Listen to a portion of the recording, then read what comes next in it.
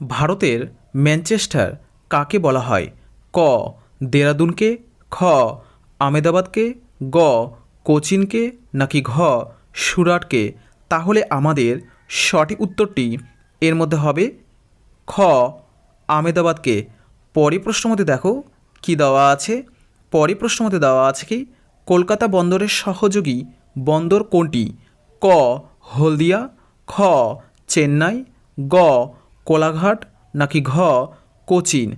তাহলে আমাদের সঠিক উত্তরটি এর মধ্যে হবে ক হলদিয়া।